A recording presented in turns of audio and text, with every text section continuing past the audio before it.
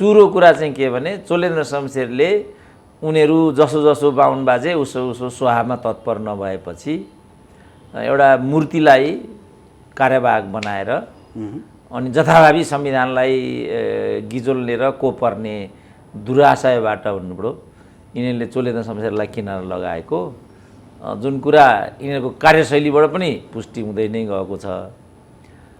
चोलेन्द्र शमशेरले पनि त्यो कुरा नाङ्गै बनाइदिएकै छन्। जति पोया बाटे पनि एउटै गाँठो भने जस्तो जति कुरा गरे पनि यसको सार चाहिँ त्यति नै हो। जस्तै मैले जोड्न खोजेको 6-7 महिना अगाडि हजुरसँग भेट भएको कुरा जानकारी पाइएको सँगै चोलेन्द्र अहिले आउँदाखेरि हजुरले कस्तो रूपमा त्यति बेला देख्नु भएको थियो? उहाँ अहिले आउँदाखेरि निकै आफ्नो स्ट्यान्ड बाई आउनु भएको छ, बोल्ने कुरामा मजाले दिनुभएको छ र यो बल कहाँबाट आयो भन्ने कुरा नेपाली समाजले सबैले चासो लिएका छन्। साँच्चै नै राणाका छोराको विशेषता देखाइँदैछ अथवा हजुरले पनि भेट्नु भएको थियो भन्न खोजेको मैले। त्यो बेलाभन्दा अहिले उनको प्रस्तुति राम्रो पाएँ मैले र त्यो बल कसले दिएको भनेर यिनीहरूले किन भन्नु, त्यो बल मैले नै दिएको। के गर्छ? वास्तवमै दिएको कुरा मैले नै दिएको हो। के गर्छन् त यिनीहरूले? मैले नै दिएको, किनभने सत्यको पक्षमा छन् उनी। हरेक सत्यको पक्षमा उभिनेहरूलाई चाहिँ हामी ढाडस दिन्छौँ। मैले नै दिएको, के गर्छन् त होला? हिजोसम्म यिनीहरू राष्ट्रपतिलाई आजै चाहिँ महाभियोग राष्ट्रपतिले राजीनामा दिनुपर्छ फलानु भन्थे होइन नागरिकता विधेयकमा, त फेरि उनीहरूले त्यो स्वर निकाल्न सकेनन् त। त्यो ढाडस चाहिँ कसले दिएको त? उनीहरूलाई चित्त नबुझ्ने बित्तिकै त्यो बल को दिने त्यसको खोजी गरिहाल्नु पऱ्यो। यो खेदजनक छ। उनीहरूलाई चाहिएको कसले दिएको बल भन्ने सूत्र उनीहरूलाई चाहिएको पनि मैले दिएको ल, के गर्छन्? उहाँले त 5जना न्यायाधीशलाई चाहिँ महाभियोग नम्बर छ अथवा विभिन्न मान्छेलाई भन्ने भएको रहेछ, अहिले पनि भन्दै हुन्छ नि। यो कुरा विश्लेषण गर्दाखेरि उहाँले साँच्चै सच्चा कुरा गर्दै हुनुहुन्छ? होइन, सच्चा नसच्चा भन्ने यहीबाट हेरौँ न हामी। मैले चाहिँ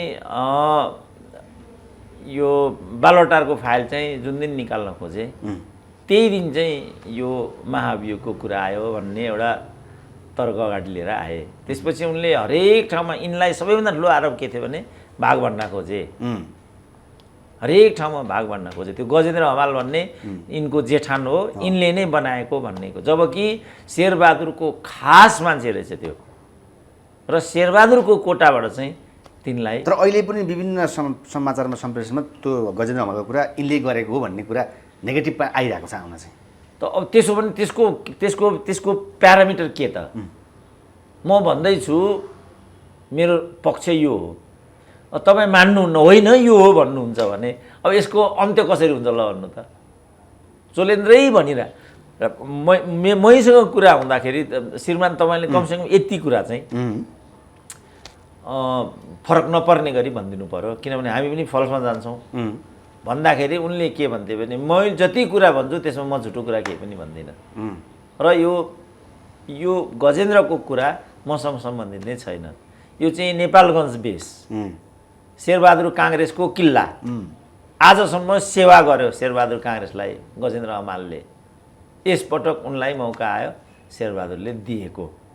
तर मेरो बदनाम हुने बुझेपछि मैले चाहिँ शेरबहादुरलाई फोन गरेँ। उनले भनेको शेरबहादुरको त भर केही छैन। अब जाँडखा बेला पऱ्यो भने फोन आएको नआएको पनि थाहा हुँदैनन्। अरू के पऱ्यो भने उनको त होसै हुँदैन। अब लुम्बिनीमा हामीले देखिहाल्यौँ राल काटेको। अब यो खालको भएको हुनाले उनलाई शङ्का लाग्यो र मैले चाहिँ प्रचण्डलाई नै फोन गरेँ रे, अझ भेटेँ नै भने क्या र हजुर म एकदम बदनाम हुने भए यो कुरा चाहिँ रोकिदिनु पर्यो भनेपछि हुन्छ म रोकिदिन्छु भने। तर शेरबहादुर तिनै हुन्, रोकिएन। अब त्यति नै बेरको तपाईँ रेकर्ड पल्टाउनु भयो भने प्रचण्डले त्यो कुरा भनेकै छ। यसमा चाहिँ बकवास गर्नुको केही पनि अर्थ छैन। यो काङ्ग्रेसको कोटाबाट भएको हो, उहाँ चाहिँ काङ्ग्रेस हो, कुरै सिद्धियो। यसमा चाहिँ बबडर गर्नुको केही पनि अर्थ छैन भनेर उनले चितवनबाट चाहिँ भनिरहेछ। अब तपाईँ कसैलाई पत्याउनुहुन्न यो चोलेन्द्रै शमशेरले हो, चोलेन्द्रै शमशेरले हो भन्नुहुन्छ भने अब यसको अन्त्य नै छैन नि। यो सिचुएसनमा चोलेन्द्र शमशेर दुधले नुहाएका त होइन होला नि त भन्ने कुरा चाहिँ कसरी विश्लेषण गर्ने? होइन, दुधले नुहाएका होइनन्, दुधले नुहाएका होइनन् भन्ने।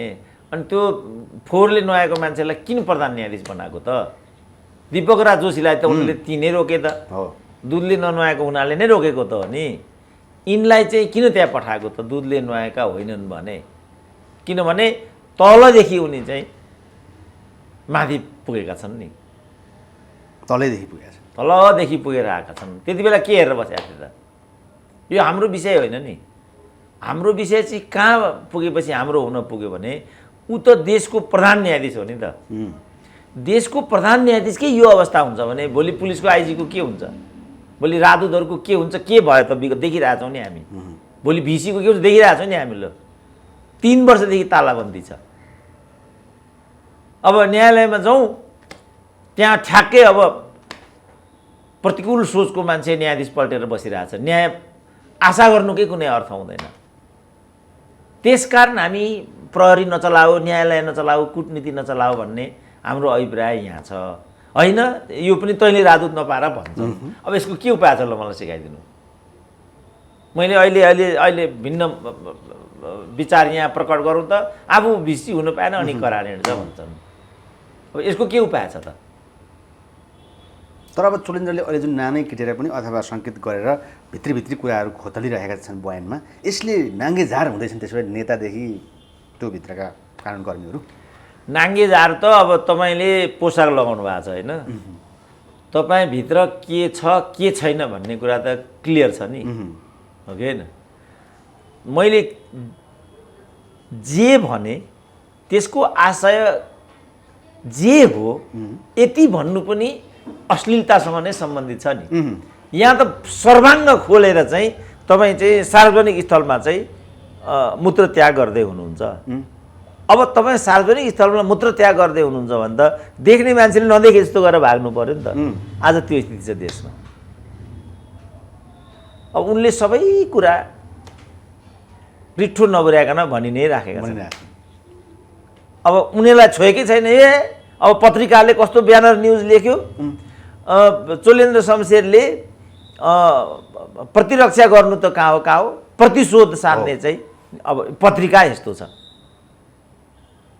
अब तपाईँ के गर्नुहुन्छ? अब मैले भनिहालेँ, तपाईँ जे लुगा लगाउनु भएको छ, जे अभिप्रायले तपाईँले लुगा लगाउनु भएको हो, अब मैले यति भन्ने बित्तिकै यो डाइरेक्सन त अश्लीलतातिर गयो नि त। मैले योभन्दा अगाडि बढ्नै हुँदैन नि त। अब मैले जबरजस्ती गर्न थालेँ भने के उपाय छ? सबै मान्छेको शरीरभित्र फोहोर छ। यति भन्नु एउटा अनुशासन भयो नि। भुँडीभरि गु बोकेर फुर्ती लाउँदै हिँड्छस् भनेर मैले भने कस्तो सुनिन्छ त थल?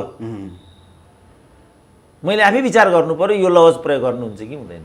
अब अरू के छन् यहाँभित्र त्यो भन्न थाल्यो भने के हुन्छ त? आखिर त शरीरकै अङ्ग हो, छन् जम्मै, सबैलाई थाहा छ। सबैलाई थाहा छ। तर त्यसलाई कति कहाँ भन्ने कुरा या त वक्ताले विचार गर्नु पर्यो, या त जसलाई चाहिँ इङ्गित गरिएको ऊ सतर्क हुनु पर्यो, सचेत हुनु पर्यो। त्यसकारण म भन्छु नि, वेस्टमिनिस्टर सिस्टम भनेको चाहिँ मोरल र इथिक्समा चल्ने सिस्टम हो। मोरल र इथिक्स आफ्नो हुन्छ। एउटी असहाय महिलाले ठमेलमा आफूलाई बेचेर त्यहाँबाट आएको पैसाले एउटा टुरो छोरालाई MBBS पढाइ र उसले चिकित्सक भएर हजारौँ मान्छेलाई सेवा गर्यो। यसको रुट त एकदम खराब छ नि त। तर खराब रुटमा उभिएर उसले एउटा समाज सेवा आज पैदा गरी भने यो मैले लेख्दा सबभन्दा उच्चतम नैतिकता हो। तर कुनै अर्कोको विचार भन्दा ठमेलमा वेश्यावृत्ति गर्थे, वेश्याको छोरो पनि वेश्यै नै हुन्छ नि, के हैसियत हुन्छ र वेश्याको? अब भनिदिन थाल्यो भने त्यसको के उपाय छ त? ऊ हुन त वेश्याकै छोरो हो, वेश्यावृत्ति गरेरै आएको इन्कमले उसलाई डाक्टर बनाएको हो। तर उसले त वेश्यावृत्ति गर्ने हजारौँ मान्छेहरू जो एड्सबाट पीडित थिए, जो अरू व्यथाबाट पीडित थिए, उसलाई उपचार गरिरहेछ। यो महान पुरुषको कोखबाट जन्मेको र एउटा भ्रष्ट हाकिमले पढाएको डाक्टर र वेश्या आमाले पढाएको डाक्टरको बिचमा केही फरक हुन्छ कि हुँदैन त? मान्छेले अब यसलाई नि यो भ्रष्ट हाकिमकै छोरालाई महान डाक्टर, वेश्या आमाको छोरालाई पतित डाक्टर रूपमा चित्रण गर्छ भने त्यसको के उपाय छ? त्यस कारणले मोरल आफ्नो हुन्छ। अब यो चोलेन्द्रको रुटलाई चाहिँ कसरी इक्जाम्पलमा मेल गर्न सकिन्छ? अब चोलेन्द्र शमशेरको चाहिँ मेरो भनाइ के भने, अघि तपाईँले भन्नु नि चोलेन्द्र पनि दुधले नुहाएका थिएनन्। ती आमासँगै तुलना गर्नुहोस् न त। त्यस्तै आमाको छोरो डाक्टर भने जस्तो त्यस्तै रुटबाट ऊ यहाँ आइसकेपछि अब त देशको प्रधान न्यायाधीश भयो नि त। अब त्यो रुटबाट आएको डाक्टर जस्तै ऊ एउटा प्रधान न्यायाधीश भयो। त्यो छोराले डाक्टरको रूपमा जे सेवा गर्छ गलत रुटबाट आएको छ, तर गलत रुटबाट आए पनि जे काममा आफ्नो प्रोफेसनललाई चाहिँ उसले डिभोट गर्दैछ। अब चोलेन्द्र शमशेरले त्यहाँ बसेर त्यस्तो किसिमको न्यायका उपभोक्ताहरूलाई न्याय दिए कि वास्तवमा मोलतोल गरेर खाए त? यिनीहरूको भनाइ चाहिँ के थियो भने उनले चाहिँ सेटिङ मोलतोल यस्तो कुरा गरे। अब चोलेन्द्र शमशेर के भन्छन् भने मैले यो नगरेको हुनाले मेरो यो हालत भयो भन्छन्। उनले नामै लिएको छ, उनले हरिहर दाहालको नाम लिएको छ, शम्भु थापाको नाम लिएको छ, बारको महासचिवको नाम के अरे पौडेल कि के भन्ने छ तिनको नाम लिएको छ, बारको अध्यक्षको नाम लिएको छ, अर्को त्यो साक्य भन्ने पनि ठुलै कानुनवेत्ता के यस्तै के हो उनको नाम लिएको छ। 5-6 जनाको नाम त यिनले नामै लिएका छन्। 5 जना न्यायाधीशको बारेमा उनले नै भनिसके। प्रकाशमान राउतको बारेमा नामै लिए। इससे आगे क्या कहूँ भने जस्तो के भन्नु त मैले अब यो अब के भन्ने यिनीहरू चोलेन्द्र शमशेरले तपाईँले भने जस्तो फोहोरले नुहाएको यिनीहरू चाहिँ दुधले नुहाएका हुन् त? त्यसो भने यिनीहरूको सम्पत्ति छानबिन गरौँ कति सम्पत्ति छ र एउटा अधिवक्ताले कतिसम्म कमाउनु उचित हुन्छ, कतिसम्म उसको सम्पत्ति इच्छाराम तामाङको मात्रै अथवा कोनी के बस्नेतको मात्रै खेदो खनेर हुँदैन नि। त्यो बस्नेत पनि के भन्दैछ भने मेरो जति पनि श्री सम्पत्ति छ यसलाई चाहिँ बेचबिखन गर्न दिने हो भनेदेखि म सबैको तिर्दिन्छु, मलाई थुनछेक गरेर इत्यादि गरेर त अझ चाहिँ पीडितहरू चाहिँ अझ पीडित हुन पुग्छन् भने चाहिँ अब चोलेन्द्र शमशेरलाई मात्रै लखेट्नु के बहादुरी हुन्छ र भनेको मैले। त्यसो भएदेखि हजुरले पहिलेदेखि भने जस्तो स्टेटमेन्ट हेर्दाखेरि अब इन केस यो अवस्थासम्म पुर्याइयो चोलेन्द्रलाई भने क्षतिपूर्ति कसरी पाउँछन् चोलेन्द्रले? क्षतिपूर्ति त दिने क्षतिपूर्तिको प्रचलन नै छैन नि। जस्तो चाहिँ कृष्णबहादुर महरालाई बर्बाद गरियो त्यो त अपूरणीय क्षति हो नि त। पूर्ति भयो त कहिले? जीवनभर पूर्ति हुँदैन। कसरी हुन्छ? अब चुनावमा गए नै सम्भवतः हार्छन् उनी, किनभने यो यस्तो रोशनी बिगार्ने भन्ने इमेज गरिदिएको छ। अदालतले त क्लिन चिट दिइसक्यो नि त। अदालतले क्लिन चिट दिइसकेपछि त निर्दोष भन्ने भयो। अब यो भ्रष्टहरूको कुरा पनि यही हो। अब चारखालमा एउटा भ्रष्ट नेता चाहिँ गएर थुनिन्छ, निस्किँदाखेरि 1000 किलोको माला लगाएर 10,000 मान्छेको बिचमा हात यसो गर्दै निस्किन्छ। त्यसो भने जयप्रकाश आनन्द, चिरञ्जीवी वागले, गोविन्दराज जोशीले मात्रै किन शिर निहुर्याएर चाहिँ यी 4 जना मात्रै भ्रष्ट हुन् त नेपालको राजनीतिमा? अरू कोही भ्रष्ट छैन यहाँ। त्यो चुडामरी भन्ने एउटा चुड्स ब्रो, त्यो चुड्स ब्रो एकदम ट्यालेन्ट भएर चाहिँ मुख्य सचिव हुन्छ भनेर यो सब प्रपञ्च गरेर सिद्ध्याएको भन्ने छ। एउटा त्यो सेनाको कर्णेल लामा भन्ने थियो जुन लन्डनमा पक्राउ पर्यो, तिनी पनि कमान्डर इन चिफ हुन्छन् भनेर त्यो माखे साङ्लो हालिदिएको भन्ने एउटा कोण पनि म सुन्थेँ। त यो तरिकाले मान्छेलाई बर्बाद गर्ने अभ्यास त नेपालको राजनीतिमा कोतपर्वदेखि नै छ। त्यसको क्षतिपूर्ति कहिले हुन्छ? जङ्गबहादुरले चाहिँ सारा भारदारहरूलाई कत्लेआम गरेर राणा शासन कायम गरे, पछि उनकै टोकरी उठ्यो, उनकै छोराहरू मारिए। क्षतिपूर्ति अहिलेसम्म पनि भएको छैन। जङ्गबहादुरको खाल अहिले पनि फुटपाथमा छ भनेर म सुन्छु। यसको क्षतिपूर्ति कहिले हुन्छ र? मैले त्रिभुवन विश्वविद्यालयमा कपी काट्ने अवसर पनि पाइनँ। 37 वर्ष पढाएँ, त्यसको क्षतिपूर्ति हुन्छ र कहिले? राष्ट्रपतिको भान्जो नभइकन भिसी भइँदैन, प्रचण्डको प्रेस सल्लाहकार नभइकन टिकट पाइँदैन। अनि के यहाँ कसको क्षतिपूर्ति कसले गर्छ? यहाँ चोलेन्द्रलाई डाक्टर साहब आरोप लाउने कुरा चाहिँ अहिलेसम्म लागिराखेको कुरा उसँग धेरै सम्पत्ति, श्रीमती, छोरा, भाइहरूको समेत सँग जोडिएको पैसा भन्ने कुरामा ऋणको कुरा, ब्याङ्कबाट ल्याएका कुरा, अब ती कुरा चाहिँ हुन् तर म आफ्नो कुरा भनेर चोलेन्द्र पनि भन्ने जस्तै कुराले गर्दाखेरि आरोप त भित्रीसम्म लाए होइन? अब चोलेन्द्र होइन, आरोप कसलाई छैन बाबु? प्रचण्डलाई छैन? बाबुरामले के भने भनेदेखि बुढी गण्डकीको 3-3 अरब 3टा प्रधानमन्त्रीले बाँडेर खाए, चाह्यो भने त्यसको प्रमाण म दिन्छु। किन तिमीले माओवादी छोडेको भन्दा प्रचण्डले क्यान्टनमेन्टको 20 अरब एकलौटी गरेको हुनाले मैले माओवादीबाट छोडेको भने। प्रकाण्डको भनाइ के छ भने प्रचण्डको युएईमा 41 अरब छ। कसलाई आरोप लागेको छैन? ल मलाई भन्नु त। मलाई आरोप लागेको छैन। मैले ज्ञानेन्द्रलाई भेटेर आएँ, दरबारिया भने। मैले केपी ओलीलाई भेटेँ, केपी ओलीको हनुमान भने। म केपी ओलीको हनुमान हो र? सबै आरोप लाग्छ त यहाँ। मलाई घरबारी जाकट राखेर मेरो घर लिलाम भयो, क्यान्सरको अपरेसन गरेर आएँ राजीव गान्धी क्यान्सर इन्स्टिच्युटबाट रले गराइदियो भने मलाई रले उपचार गराइदियो हो र? जहाँ यस्ता मान्छे बस्छन् त्यहाँ के आरोपको कुरा गर्नु त तपाईँ? त्यसकारण मैले भने लोकतन्त्रमा पारदर्शिता चाहिन्छ। तपाईँमाथि प्रश्न उठ्यो भनेदेखि समाजप्रति तपाईँले एकाउन्टेबल हुनुपर्छ। लोकतन्त्रको चाहिँ यो स्पिरिट हो। तर अब यहाँको लोकतन्त्रको आफ्नै एउटा शैली छ। अघि मैले भने नैतिकताको बारेमा, नैतिकताको यहाँ आफ्नै तौर तरिका छ।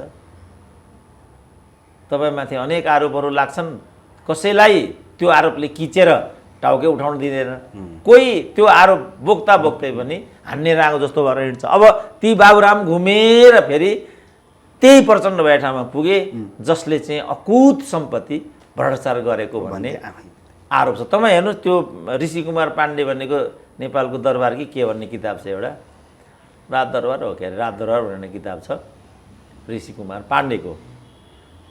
त्यसमा प्रचण्डको छोराको कति जग्गा छ भनेको छ, सुजाता कस्ती महिला हुन् भनेको छ, आर्जु कस्ती, सबै कुरा लेखेको। आरोप कसलाई छैन नेपालमा भनेको? तपाईँहरूसँग रिफरेन्स कम भएर पनि अलिकति यस्तो कुरा होइन। दुर्गा प्रसादले अब 50 लाख ब्याग आर्जुहरू बोक्छन् भनेर त भनिरहेको छैन, हुन त उनको भनाइ के हो? त्यो जागो 40 लाख, उहाँ गिरिराज मणिले चाहिँ 4 करोड मसँग मागेको भनिरहेको छ। अब आरोप को माथि छैन त? आरोप त सबै माथि छ। नारायण काजी माथि त्यत्रो आरोप लाग्यो, मैले डिफेन्ड गर्नु पर्यो। महरामाथि त्यत्रो आरोप लाग्यो, मैले डिफेन्ड गर्नु पर्यो। पल शाहमाथि त्यत्रो आरोप लागिरहेछ, मैले नै बोल्नु परिरहेछ। चोलेन्द्र शमशेरमाथि त्यत्रो आरोप छ, मै अगाडि आउनु परिरहेछ। मेरै ढाड कुप्रिसक्यो। अब त यी आरोपीहरूको आरोप प्रतिरक्षा गर्दा गर्दा मेरो भनाइ के भने एउटा मूल्य निर्माण गरौँ न बाबु। बतासको कुरा छोड्नु भयो। अब बतासको कुरा, बतासमाथि मैले नै उभिनु पर्यो, उता चाहिँ हर्क साम्पाङमाथि मैले नै उभिनु पर्यो। पत्रकारहरूलाई कुटपिट गर्छन्, मै अगाडि आउनुपर्छ। कोही जेल पर्छन् पत्रकार आफै। अब म अब भेट्न जानुपर्छ। अब के गर्ने त? म त जहिले पनि अन्यायको विरुद्धमा छु र कमजोरहरूको पक्षमा छु, जोसुकै होस्। किनभने मैले चाहिँ पार्टीमा नलागेको बापत अत्यन्त पीडित हुनु पर्यो नि त मैले। त्यसकारण जो पीडामा छन्, खास गरी पार्टीमा नलागेको हुनाले पीडितहरू भएकोलाई त मैले सदैव साथ दिनुपर्छ भन्ने मेरो मान्यता छ। त रवि लामेछानेका लागि सबैभन्दा बढी बोल्ने त मै थिएँ नि त। रेकर्डमै छ अझै, त्यो त रेकर्डमै छ नि त। अब रवि लामेछानेले थ्याङ्क यू डाक्टर साहब भने त कहिले मलाई। अब पलसाद छुट्यो भने भन्छन् त तिनले। चोलेन्द्र चाहिँ प्रधान न्यायाधीश भएर पुनर्स्थापित भएर त्यहाँ गयो भने केही मलाई सम्झिन्छन् त उनले? यो त नेपालीहरूको चलनै छैन नि। तपाईँ एकलौटी उल्टो तपाईँलाई चाहिँ अन्तर्वार्ता दिन्छु, सुरेन्द्र केसी पैसा बिना अन्तर्वार्ता उल्टो बदनाम गरिदिन्छ। अब के गर्ने त? तपाईँहरूलाई थाहा होला मेरो अन्तर्वार्ताबाट मलाई फाइदा छ कि तपाईँलाई फाइदा छ? उल्टो म बदनाम हुनुपर्ने भनेपछि त यहाँको त चलनै यस्तै छ त। के गर्ने हो? खपिरहेको छु मैले त।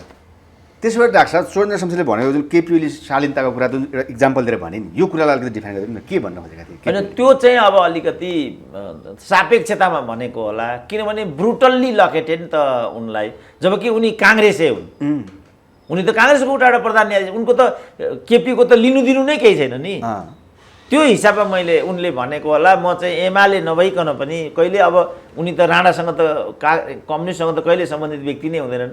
त्यसको अतिरिक्त जुन किसिमको सेम्पेथी उनले पाए होला, यो त मेरो अनुमान मात्रै हो। कति सेम्पेथी पाएका छन् छैनन् त्यो म भन्न सक्दिनँ।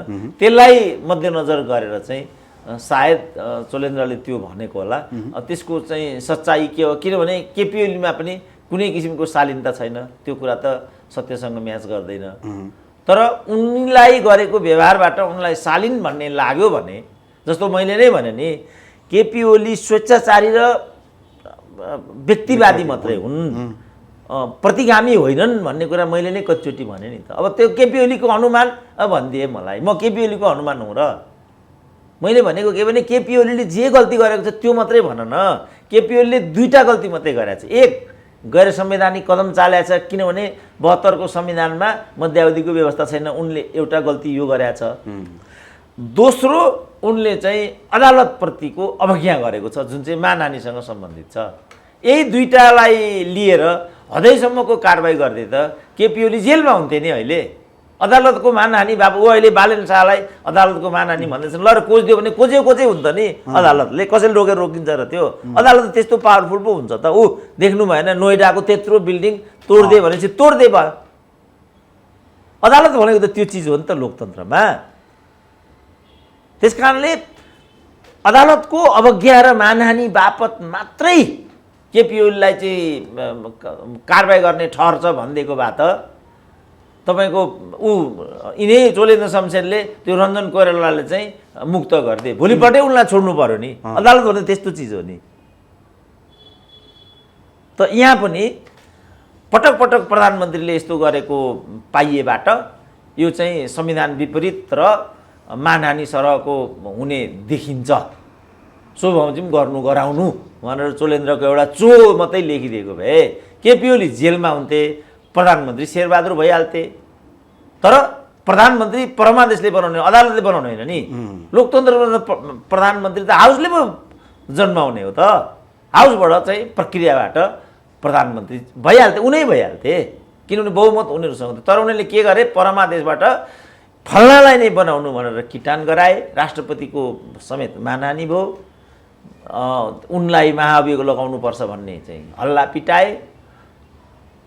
अब अहिले आएर उनले के भने यो 5 जनाले चाहिँ प्रपञ्चबाट केपी ओलीको त्यो हालत बनाएका थिए भन्ने कुरा अब अहिले उनले भनिदिए। अब यसलाई कसरी लिने, भोलिको इतिहासले यसलाई कसरी कहाँ राख्छ त्यो उसको कुरा भयो। अब अहिले चाहिँ चोलेन्द्रले एउटा हिम्मत देखाएका छन्, त्यो स्वागत योग्य कुरा छ। र चोलेन्द्रलाई मैले भनेको छ, तिमी डराउनु पर्दैन, तिमी हाँस्ने किच्चा गर्ने यस्तै त्यसरी होइन, बोल्डी भन्ने हो। त्यहाँ एकदम गम्भीर भएर किच्चा हाँस्ने यताउता त्यो होइन, चट्ट जङ्गबहादुरको नाति जस्तै भएर जङ्गबहादुर झोक्छ र कत्लेआमै गरिदियो नि। उनले त मान्छे त काट्नु पर्दैन नि, त्यहाँ खालि बोलीले काट्ने हो, काटे हुन्छ। त्यो बिचको त्यो मिन विश्वकर्मा र विष्णु पौडेलसँगको समेत कुराकानी हजुरले कसरी बुझ्नुहुन्छ? त्यो जुन होइन, उनीहरूले त्यसमा, किनभने उनीहरूलाई के लाग्छ भने हामी ठुला मान्छे हौँ, यो न्यायाधीश त के हो र, हाम्रा अगाडि यसले चाहिँ मुखमुखे लाग्यो भने जस्तो विज्ञानबाट उनीहरू, मनोविज्ञानबाट उनीहरू आइराखेका छन्। अब त्यसमा पनि विष्णु पौडेललाई एकदम गाह्रो छ, किनभने बालुवाटारको मतियार भनेको विष्णु पौडेल नै हो। अब उनले चाहिँ बालुवाटारको कुरा नै त्यहाँ झिकिदिएका छन्। साह्रो गाह्रो परेको छ नि त विष्णु पौडेललाई चाहिँ त। अब मिन विश्वकर्माले विचार गरे हुने हो, आज मात्रै लोकतन्त्र एक दिनले लोकतन्त्रको आदि अन्त्य हुँदैन। लोकतन्त्र, उहाँलाई थाहा छ लोकतन्त्र कति कठिन कुरा हो, किन लोकतन्त्र ल्याइएको थियो भन्ने कुरा पनि सायद मिन विश्वकर्मा राम्रोसँग थाहा छ। न्यायालयको जुन हुर्मत लिने काम हो त्यो पनि थाहा होला मिन विश्वकर्मालाई। इतिहासले पटक पटक उहाँहरूसँग यसको उत्तर खोज्नेछ, किन उहाँहरू गति छोडेर सानो एउटा थाङ्ने माग्ने एउटा चाहिँ मन्त्री प्रधानमन्त्रीको लागि किन यसरी उहाँहरू अर्काको हातको खेलौना हुनुहुन्छ, किन उहाँहरू विधिको शासनको मर्मधर्म बिर्सिनुहुन्छ, त्यो मलाई चाहिँ अचम्मको विषय छ। तर उहाँहरूले इतिहासलाई यसको उत्तर कसरी दिनुहुन्छ भोलि? आखिर भोलि पनि यो कुरा त हुन्छ जस्तो मान्यो, भोलि केपी ओली आयो, पर्सिपल्ट नै के हुन्छ, प्रहरीको आइजी हट्छ, के हुन्छ, अदालतको प्रधान न्यायाधीश हटाइन्छ, के हुन्छ, विश्वभरिका राजदूतहरू फिर्ता बोलाइन्छ, के हुन्छ, सबै राजनीतिक नियुक्तिहरू बदर हुन्छन्, के हुन्छ, त्रिभुवन विश्वविद्यालयका भिसीहरू कुटिन्छन्। अनि त्यसबेला काङ्ग्रेस के भन्छ त? म अहिले नै भनिदिन्छु के भन्छ त काङ्ग्रेस। ल ओली आएन फेरि, ल आएनन् ठिकै छ, यिनकै भयो भने सिद्धो कुरा यही जान्छ, अगाडि जान्छ, कुरो सिद्धियो। त यो कस्तो अभ्यास हो त? भोलि आए सबै अघि मैले भने जस्तो सबै कुरा गर्छन्, त्यति बेला उनीहरू के भन्छन् त?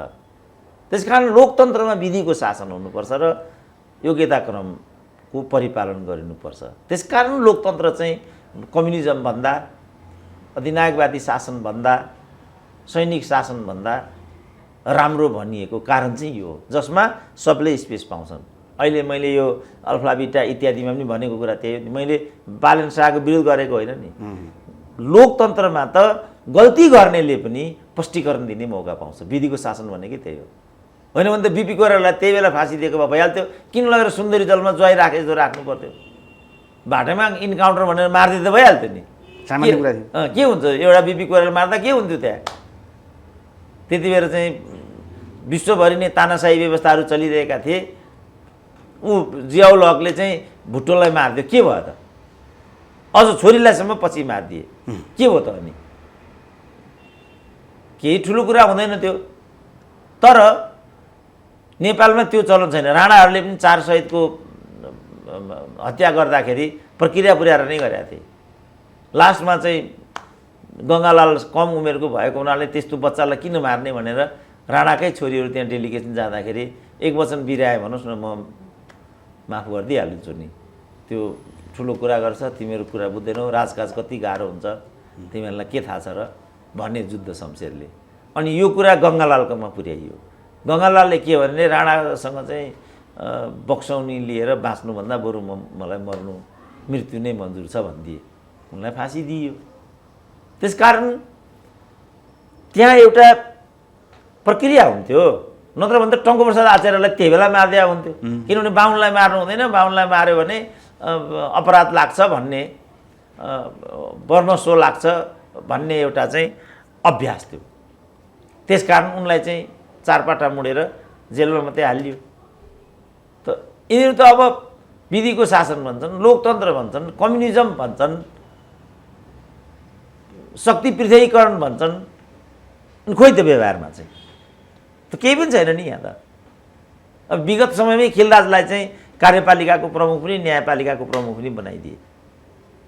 अब अहिले नै पनि 2-3 जना लठुवाहरू चाहिँ सांसदै नभएकालाई उनीहरूले त्यहाँ मन्त्री बनाइराखेको छ।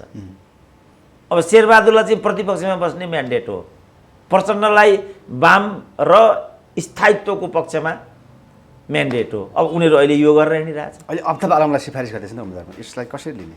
होइन, त्यो त स्वाभाविकै हो, किनभने संसदीय व्यवस्थामा 35% चाहिँ अहिले पनि भारतको संसदमा अब्दुल आलम जस्तै आपराधिक प्रवृत्तिका मानिसहरू सांसद छन् भन्ने छ।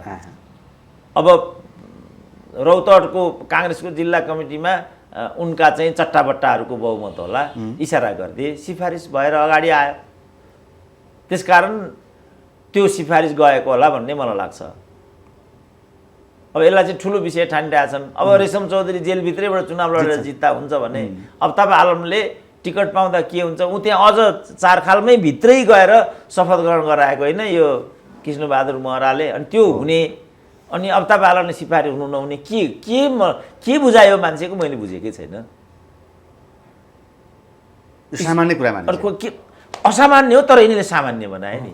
जब भनौँ न, चोलेन्द्र शमशेरले भने नि त के छ त संसद नियमावलीमा यो महाभियोगको प्रक्रिया सम्बन्धमा 15 दिनभित्रमा त सम्पन्न गरिसक्नु पर्ने कुरा रहेछ। अनि खोइ त हातको खेलौना बनायो उनीहरूले। अनि निर्वाचनको मिति तोकिसकेपछि त हाउस त विघटित हुन्छ नि त। खोइ त बैठक बसिरहेछन् त उनीहरू। अनि तपाईँ त्यो एउटा गरिबलाई मात्रै किन लकेट्नुहुन्छ? त्यस्ता त कति छन् यहाँ। यिनै तपाईँले भनेका वरिष्ठ भनिएका वकिलहरूले यो निर्दोष हो भनेर त्यहाँ वकालत गरेका छन्। त्यो चुडामणिको काण्डमा हाम्रो भीमार्जुन आचार्यले वकालत गर्यो भनेर यिनीहरूले बहिष्कार गर्ने भने, अनि त्यसो भने डाक्टरले त कसैको पनि ट्रिटमेन्ट गर्छ नि त। त्यसो भने आफ्नोलाई मात्रै ट्रिटमेन्ट गर्ने हो, अपराधीलाई चाहिँ के उपचारको अधिकार हुँदैन? गोली हान्छ पुलिसले होइन, अनि तत्काल उसलाई चाहिँ वीर अस्पताल पुर्याउँछ होइन त? त्यो त नियम हो नि त। गोली हानेर उसले आफ्नो धर्म पुरा गर्यो, त्यसपछि उसको बाँच्नै पाउने अधिकारको ग्यारेन्टीको लागि त्यही प्रहरीले पिकअप गरेर उसलाई वीर अस्पताल पुर्यायो, डाक्टरले चाहिँ अपरेसन गर्छ। यसो हेर्छ यो त हाम्रो पार्टीको होइन, म अपरेसन गर्दिनँ भन्न पाइयो? कानुन व्यवसायीको पनि त धर्म त्यहाँ मैले योलाई पढाउँछु, मेरो पार्टीकोलाई मात्रै पढाउँछु भन्न पाएँ मैले? जो विद्यार्थी अगाडि छन् सिधो कुरा। त यहाँ त हरेक ठाउँमा पार्टी हुनुपर्ने। अहिले आएर त जाति, भाषा, धर्म, क्षेत्र, लिङ्ग मिलेन भने त कुनै फोरमै नपाउने, कुनै अवसरै नपाउने, कुनै डाक्टरै नपाउने, कुनै कानुन व्यवसायी नै, कानुनी उपचार नै नहुने, यो लोकतन्त्रको अनुकूल छैन, यो लोकतन्त्रको प्रतिकूल हो। मिन विश्वकर्माहरूले विचार गर्नुपर्ने बिन्दु चाहिँ यहाँ हो। अब विचार गर्दैनन् भने यसको उत्तर इतिहासलाई दिनुपर्छ उनीहरूले। डाक्टर साहब प्रचण्ड अतालिएका हुन् अथवा के हुन्, आज पनि कर्णाली पुगेर माओवादीमा गुटै गुट भयो, नेताहरूकै बोलचाल छैन भन्ने हिसाबको सङ्केत गर्न थालेका छन् आज पनि। के भन्दैछन् प्रचण्ड, माओवादी सङ्कटमा छ? होइन, माओवादी सङ्कटमा पनि छैन, माओवादीभित्र अन्यको जस्तो गुट पनि छैन। कुन चाहिँ गुट छ माओवादीभित्र? अरू एकलौटी उनको प्रभुत्व छ। नारायण गाजी एक गुटका हुन्, पार्टी छोडे हुन्छ भन्दा पनि उनी त्यहीँ बसिरहेका छन्, ढोगिरहेछन्। अनि के को गुटबन्दी छ त माओवादी? माओवादी एकदम सुरक्षित छ, त्यहाँ कुनै किसिमको गुटबन्दी छैन। एमालेको जस्तो अराजकता पनि छैन, किनभने प्रचण्ड अलिकति नेतृत्व व्यवस्थापनमा कार्यकर्ता व्यवस्थापनमा अरू पार्टीभन्दा अलिकति उदार पनि छन् र त्यो समन्याय पनि उनले गर्न सक्छन्। यो अब कसरी कोटेड भयो यो समस्या माओवादीभित्र छैन, यसले माओवादीलाई छुँदैन। त्यसो भए डाक्टर कुराको अन्तिममा छौँ। हामीले भने जस्तै धेरै कुरा गरियो, बालेन शाह डोजर लिएर अगाडि बढेसँगै धेरै वर्षदेखिको कर असुल्न सफल भयो भन्ने आयो फन पार्कको। यो कुरालाई विश्लेषण के भन्छ, महानगर अब सुन्दर हुँदैछ यस्ता कुराले, अथवा के भन्न सकिन्छ बालेन शाहको कुरालाई? होइन, यो त यतिकैमा त कसरी सुन्दर हुन्छ र, तर महानगरभित्र के छ भन्ने कुरा क्रमशः बाहिर आउँदैछ, यति मात्रै भएको छ। त्यसकारण मैले चाहिँ के भने सबभन्दा पहिला यस्ता कुराहरू कहाँ छन्, के छन्, श्वेतपत्र ल्याउनुपर्छ महानगरपालिकाले। त्यो श्वेतपत्रको आधारमा उसले भविष्यको मार्गचित्र बनाउनुपर्छ र साङ्गो पाङ्गो नै काठमाडौँ उपत्यकाभित्र जुन किसिमको व्यथिति छ, जुन किसिमको अतिक्रमण छ, यो फन पार्क जस्तो गैरकानुनी काम, अल्फा बिटाले जस्तो गैरकानुनी काम, सञ्चय कोषभित्रको आरबी कम्प्लेक्स हो, यस्ता कम्प्लेक्स त कति होला नि, कति होला, विशाल बजारकै कुरा आइरहेको छ। विशालै बजारको कुरा आइराखेको छ भनेपछि यो सब कहाँ के छ त यस्तो कुराहरू। अब मैले देख्दाखेरि काठमाडौँ उपत्यकाका आन्तरिक सडकहरू कहीँ पनि व्यवस्थित छैनन्, सबै रुग्ण अवस्थामा छन्, सबैतिर चाहिँ अतिक्रमणको चपेटामा छ काठमाडौँ। नदी अतिक्रमण भइरहेछ, बागमती चाहिँ ढलमती भइरहेछ, सबै नदीहरू चाहिँ अतिक्रमित भएर त्यसको माथि घर बनाइराखेको छ। त्यसकारण समग्रमा नै यसको एउटा श्वेतपत्र जारी गर्नुपर्छ र त्यो श्वेतपत्रको आधारमा त्यसको जगमा उसले एउटा मार्गचित्र चाहिँ निर्दिष्ट गर्नुपर्छ र पुरै एउटा ब्रोडसिटमा चाहिँ एउटा नोटिस निकाल्नुपर्छ, ढ्वाङसम्मै फुकेर हिँड्नुपर्छ। जो गैर कानुनी रूपमा जहाँ छ आफ्नो गैर कानुनी रूपमा बनेको संरचना अतिक्रमण गरिएको छ भने अतिक्रमित भूमि यो फन पार्क जस्ता हरकतहरू काहीँ भएका छन् भने तपाईँहरू दुरुस्त भएर बस्नुहोला। अब नगरपालिका एक्सनमा आउँदैछ, पछिबाट तपाईँहरूले गुनासो गर्न पाउनुहुने छैन। सिङ्गो संसारले सुन्यो नि त, त्यस्तो बेलामा बालेनले यो गर्यो, सुनिता डङ्गोलले साथ दिएनन्, त्यहाँभित्रका चाहिँ डन टाइपका वार्ड अध्यक्षहरू कता गए भनेर हामीले रोइरहनु पर्दैन नि। नगरपालिकाले त पहिल्यै भनेको थियो तपाईँहरूले गैर कानुनी रूपमा यो हरकत गर्नुभएको पाइयो, अब यस बापत तपाईँहरूले दण्ड भोग्नुको विकल्प छैन। अब अहिले त यहाँ उनीहरूलाई छुट्यो बतासलाई चलाउँछन्, उनीहरू खुस भयो चुप लाग्छन्। अब अदालत भन्ने बतासको केस पनि त अदालत पुगेको होला नि त। त्यसपछि के भइरहेछ थाहा छ त मिडियालाई? अब ऊ काठमाडौँ मल भनेको सञ्चय कोष भयो, त्यसको भाडा लगाउनु त सरकारी नगरपालिका भन्दा पनि सुपेरियर चाहिँ सरकारी संयन्त्र हो नि त सञ्चय कोष भनेको त। अनि उसले यो काम गरिरहेछ भने चाहिँ भाडा तिरिरहेको होला, राजस्व बुझाइरहेको होला जस्तो यहाँको कुरा आयो। अब अहिलेसम्म उसले चाहिँ यो नतिरिकन बसेको रहेछ भने यसलाई नियमन गर्नुपर्ने संस्था को हो? नगरपालिका हो भने उसले अहिलेसम्म किन रेगुलेट नगरेको? जस्तो भ्रिकुटी मण्डप यति मात्रै यत्रो वर्षसम्मको कुरा रहेछ, त्यतिले मात्रै माने। यतापट्टि जुन किसिमको व्यवसाय भइराखेको छ त्यो दोकान चलाउनको लागि छुट्याएको ठाउँ होइन नि त, त्यो त पार्क हो नि। त्यसभित्रको जो सडकको जुन रुग्ण अवस्था धुरा अवस्था छ, इन्कम त्यत्रो छ, एउटै फन पार्कले एकैचोटि 60 लाख बुझाउनु पर्ने रहेछ। अनि त्यहाँभित्रको सडकको अवस्था हेर्नु त, न त्यहाँ टोयलेट छ, न त्यहाँबाट पानी छ, न केही पनि छैन, न सुन्दरता छ, केही पनि छैन नि त। त यो सब कसले गर्न दिएको त? यसको कर्ता को हो? यसको जवाफदेही कसको हो? यो नहेरिकन अनि डोजर लिएर मात्रै हिँडेर समस्याको समाधान हुन्छ? अल्फाबेटदेखि हेर्दाखेरि त राजनीति घुसेको कुरा, विभिन्न मान्छेका फोटा कुरा भए, महेश बस्नेतसँगका कुरा आए, सबै त जोडिएको हुँदो रहेछ कि भन्ने समस्या त रहेछ नि, होइन? हुन्छ त बालेन शाह पनि त कहीँ जोडिएका छन् नि, जोडिएका छैनन्? नजोडिकन चुनाव जितिन्छ त? जोडिएकै आधारमा यो यस्तै हो भन्न त पाइएन। जनताले मत दिए सिद्धियो, जोडिउन् नजोडिउन् भन्थे त, यिनीहरू हाङ्काजीहरू भन्थे, दरबारिया हो फलानो हो सबै भन्थे त। अनि महेश पनि त्यसरी नै काहीँ जोडिएको भए अब अहिले पो एमाले पावरमा छैन र इच्छाराम तामाङ भनेका छन्, महेश बस्नेत भनेका छन्, भोलि फेरि गणेश लामा भन्छन्, कुमार घैटे भन्छन्, अर्को भन्छन्। यो त राजनीति हो नि बाबु। जस्तो हिजो यिनीहरू के भन्थे, खालि यति समूह भन्थे, खालि ओम्नी समूह भन्थे, त्यसपछि एकाएक बतास आयो, अब अल्फा बिटा आयो, भोलि को आउने थाहा छैन नि। यसरी लोकतन्त्रमा कसैलाई पनि थर्काउन पाइँदैन। यो विधिको शासन हो, यसमा अपराधीले पनि उपचारको अधिकार सुनिश्चित जन्मजात लिएर आएको। अब बानेश्वरदेखिका सडक पीडिका मान्छे अझै आन्दोलन गर्न सुरु गरेको चाहियो हामीलाई अब रोजगारको सुनिश्चितता। अब उनीहरूलाई चाहिँ वैकल्पिक व्यवस्था दिनुपर्छ। जस्तो अब तपाईँ अहिले असममा जानुभयो भने तपाईँ भएर नै हेर्नुहोस्, बानेश्वरबाट कुटपिट गरेर व्यवसाय गर्ने मान्छेहरूलाई हटाइयो, अनि असममा भरे नै जानुहोस्, असममा चाहिँ तरकारी सडकमा बिछ्याएर मान्छे बसेका छैनन्। अनि के बानेश्वरका चाहिँ सौदाको छोराछोरी हुन्? रोजगारीको ग्यारेन्टी त राज्यले लिनुपर्छ, त्यो कुरा सही हो नि त। त्यसकारण मैले भने समग्रमै श्वेतपत्र जारी गर्नुपर्छ। कति चाहिँ त्यस किसिमका व्यवसायीहरू चाहिँ यत्रो तत्रो छन्, कहाँ कहाँ अतिक्रमण भएको छ। बागमती सफाइको नाममा अथवा उच्च स्तरीय बागमती जुन कमिटी त्यहाँ बनाएका थिए त्यसले अहिलेसम्म कति पैसा लियो, कहाँ कहाँ तपाईँ हेर्नुहुन्छ भने नि साध्य नै छैन। त्यसकारण पहिला के गर्नु पर्यो, एउटा चाहिँ यो व्हाइट पेपर श्वेतपत्र जारी गर्नु पर्यो। जस्तो भनौँ न त्यो सिस्टोलमै अब 8 अरब त्यहाँबाट चाहिँ पैसा गइसकेको भन्ने छ। अनि त्यो सैलुङ कम्पनी भन्नेको घरमा प्रचण्ड आफै गएर बसिराखेका छन्। त्यो बलमा चाहिँ उसले त्यो 8 अरब अहिलेसम्म हकभोग गरिरह्यो, तर सिस्टोलको सडक कहिले पनि बनेन। अनि तपाईँ बानेश्वरको एउटा मकै बेच्नेलाई मात्रै लखेटेर के बहादुरी हुन्छ र भनेको मैले। अब मैले यो बालेन्सालाई विरोध गर्ने यस्तो पनि कतिपय डेढ अकलीहरूले अर्थ ल, त्यो होइन। म फुल बालेन्सालाई, हर्क साम्पाङहरूलाई सपोर्ट गर्छु, तर विधिको शासनमा बालेन्साका विरोधीहरूले पनि उचित निकास पाउनुपर्ने हुन्छ। हिम्मत छ भनेदेखि प्रचण्डको घरबेटीलाई कारबाही गर न, हिम्मत छ भने के मकै बेच्नेलाई कारबाही गर्छौ?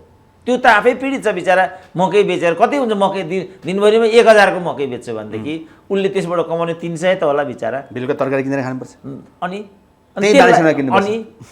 त्यसलाई तपाईँ अहिले के खाइरह्यो होला त ती बिचरा मकै बेच्नेहरू? सडकमा आयो त यो बहादुरी भयो त। सैलुङ कम्पनीलाई त तपाईँले के भयो, त्यहाँबाट भएन भने अन्त जान्छ, अन्त भयो भने अन्त जान्छ, सम्पत्ति व्यवस्था गरेकै छ उसले। तर मकै बेच्नेको छ र वैकल्पिक व्यवस्था? त्यसपछि ऊ धकेलिन्छ, विस्थापनमा आउँछ, यौन बजारमा आउँछ ऊ। अब तपाईँ यौन कर्मीहरूलाई चाहिँ कुर्ते पिर्ते लछार्नुहुन्छ यहाँ, त्यहाँदेखि उहाँ पुर्याएर यस व्यवसायीबाट विस्थापित भएर ऊ त्यहाँ पुगेको हो नि त, रहरले पुग्यो र ऊ। ती प्रति पनि त हाम्रो दायित्व हुन्छ। यो कोणबाट हेर्नु पर्यो भन्ने मेरो चाहिँ साथीहरूलाई सुझाव हो। यो विरोध समर्थनसँग सम्बन्धित छैन यो। त्यसो डाक्टर साहब, अहिले पछिल्लो समय फेरि कुलमान घिसिङ जस्ता व्यक्तिलाई उहाँलाई पनि उठाउने, संशोधन पुर्याउने भन्ने एउटा चर्चा आएको छ। के यो कतिको जायज होला, अथवा कुलमान घिसिङको यसो पहिलेदेखिको यो एकदम नाजायज हुन्छ। यो यदि हो भने, अब यो त अनधिकृत कुरा हो, अब अनधिकृत कुरालाई लिएर धारणा बनाउनु गलत हुन्छ अथवा छिटो अपरिपक्व हुन्छ। यदि यो हो भने मैले पहिला पनि भनिसकेँ, केपी ओलीले उनलाई त्यसमा पुनर्नियुक्ति गरेर एकदमै सही गरेका रहेछन् भन्ने निष्कर्ष निस्किन्छ। किनभने उनी त परोक्ष रूपमा त माओवादीको क्याडर छन् नि। माओवादीको क्याडरलाई त विद्युतको एमडी त बनाउने कुरा आउँदैन नि, चिज त्यहाँ पुग्छ। त्यसकारण म कुलमानलाई चाहिँ यहीँबाट आह्वान गर्छु, तिमीले खुट्टा कमाउनु हुँदैन, राजनीति होइन अहिलेलाई। अहिलेलाई ती ठिक छ, एक टर्म तिमीले ती बस्नुपर्छ। यो नै हिसाब हो भने अन्तिम वर्षमा तिमीले रिजाइन दिनुपर्छ, अनि तिमी यतातिर जोडिनुपर्छ। त्यहाँ हुँदै यहाँ जोडिनु र उम्मेदवार दिनु उचित हुँदैन। मेरो चाहिँ एउटा मित्रको रूपमा सजेसन यही छ। अब उनी के गर्छन्, के हुँदै जान्छ, बा उनको चरित्र हत्यामा पहिला प्रचण्ड र माओवादीलाई फोटो राखेर, प्रचण्ड र कुलमानलाई राखेर पनि बबन्डर मचाए। त्यसकारण अहिले नै हामीले चाहिँ यो अर्ली कमेन्ट हुन्छ, हेरौँ के हुँदै जान्छ। यो पुष्टि भयो भने ओलीले भनेको कुरा, फेरि यो गर्ने बित्तिकै ओलीको हनुमान भनिदिइहाल्छन् लालबुजकडहरूले। यी लालबुजकडहरू पनि चाहिँ सुध्रिनु जरुरी छ, सबै सुध्रिनु जरुरी छ। किनभने हामी कसैले पनि ठिक बाटो लिएका छैनौँ नेपालमा। आम मान्छेले यही कारण दुःख पाएको। हामी कर्मचारी छौँ भने कर्मचारी ठिकसँग काम गरेन, शिक्षक ठिकसँग पढाएन, प्रहरीले सेवा प्रदायीको चाहिँ सही तरिकाले भूमिका भएन, सम्बोधन गरिदिएन। फलस्वरूप जम्मै पीडित भइयो नि त यहाँ। त्यसकारण जम्मैले चाहिँ आफ्नो कर्तव्य सम्झेर, मुख्य रूपमा राजनीतिक दलहरूले आफ्नो दायित्वलाई बुझेर आचरण गर्न ढिलो भइसक्यो र यसरी विलम्ब हुँदै जाने हो भने के हुन्छ भोलि भन्न सकिँदैन। श्रीलङ्का चाहिँ बङ्गलादेशमा आइपुग्यो भन्ने सुनिन्छ, भोलि त्यो मुगलिन आइपुग्यो भने कसरी थाम्छन् यिनीहरूले अहिले नै विचार गर्नुपर्छ। हामीले चाहिँ समयमै वार्न गराएको छ, यसलाई उनीहरूले अपव्याख्या गरेका छन्। यस्तो अपव्याख्या गर्दै जाने भने यो उनीहरूकै लागि आत्मघाती हुन्छ। हाम्रो त के छ, nothing to lose but only the chain भन्छ नि। कमजोर वर्गले गुमाउनको लागि केही पनि छैन, जित्नको लागि त संसार छ। जित्यो भने त संसार जितिहाल्यो। जङ्गबहादुरले जित्यो, राणा शासनै कायम गर्यो। गुमेको भए के घुम्थ्यो र एउटा खरदार थियो, त्यही खरदार घुम्थ्यो। खरदारी ब्याकग्राउन्डबाट मन्त्रीसम्म भएको त हो नि जङ्गबहादुर। जित्यो, सिर्तिन भयो। अहिलेसम्म राणाहरू राणाजी भए, चोलेन्द्र शमशेरलेसम्म त्यहाँ गएर थर्काइदियो, त्यही त हो नि विरासत भयो। किन राणाहरूले ललिता निवास दिएका थिए? उनीहरूको हातमाथि थियो। यिनीहरूले त्यही ललिता निवास त्यहाँ हत्याएका थिए। यिनीहरू पतित भन्ने कुरा त समाजले भनेकै थियो। त्यही जगमा यस्ता पतितले मलाई महावीको लगाउने भनेको त हो नि चोलेन्द्र शमशेरले। र त्यो कुरा मैले देख्दा धेरै सत्यसँगको अनुकूल हुन्छ।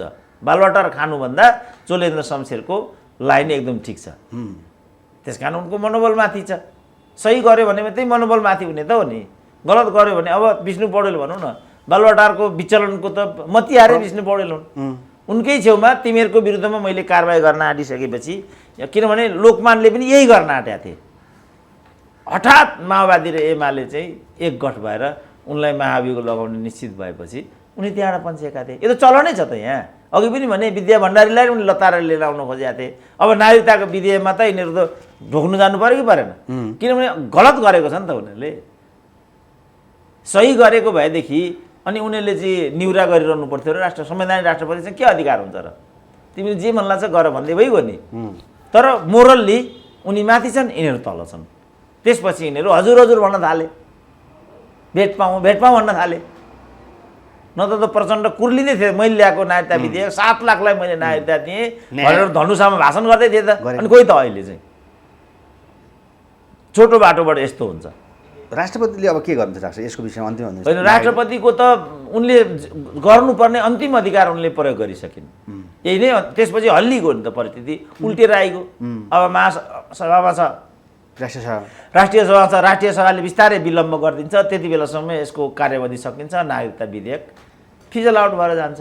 होइन भने त्यसले समयमै गरिदियो भनेदेखि राष्ट्रपतिले त्यसमा सदर गर्नुको केही पनि विकल्प बन्दैन। कि उनले कदम चाल्नु पर्यो, त्यो भनेको संविधानको विपरीत हुन्छ। संविधानको विपरीत जानु भनेर चाहिँ म रिकमेन्ड गर्दिनँ। अब राष्ट्रिय सभाले के नतिजा ल्याउँछ, अब विधान समितिमा गएको भन्ने छ। विधान समितिले के नतिजा लिएर आउँछ त्यही अनुसारको हुन्छ। त्यहाँ राष्ट्रपतिको यसमा कुनै भूमिका हुने गुन्जाइस अबलाई छैन। जति थियो अवश्य ओभर भयो। हस्, थ्याङ्क यू। ल, धन्यवाद।